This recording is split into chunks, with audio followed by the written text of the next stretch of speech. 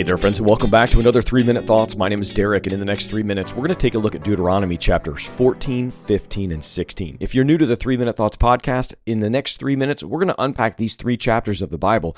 We do this pretty much every morning throughout the year. We're journeying through the entire Bible from front to back, but in a chronological fashion. The books that we have in the Bible are not put together in the exact order that they happened, and we're going to go through them that way. So Deuteronomy chapter 14, if we were to look at these 3 chapters, we would kind of have 3 different themes: living set apart, practicing generosity, and celebrating God's faithfulness. All right, let's dive into living set apart, chapter 14. Moses gives the people a reminder of their identity. You are children of the Lord your God. That means they're to live differently than the nations around them. He lays out things like dietary laws again, what animals are clean and unclean, showing that even in eating, God's people are marked by holiness. He's also going to talk about tithing and this idea of generosity, which will bleed into the next chapter, chapter 15. So this idea of tithing sets aside 1/10 of their produce and livestock, but there's a joyful twist to this whole thing. Part of the tithe was to be eaten and enjoyed within God's presence by one another, especially during these festivals.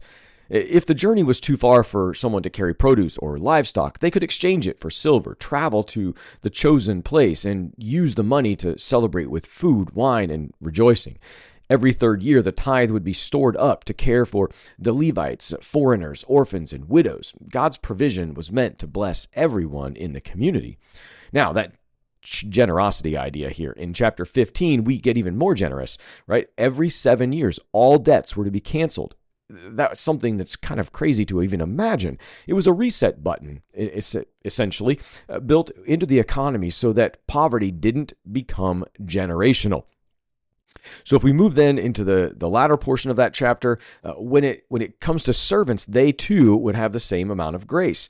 If a fellow Israelite became a servant due to debt, they were to be released after those 6 years. And when they were released, they were to be sent out with animals, grain, and wine, enough to rebuild a life. And then in chapter 16, we see this covering some major festivals: Passover, the Festival of Weeks, or Pentecost, and the Festival of Tabernacles.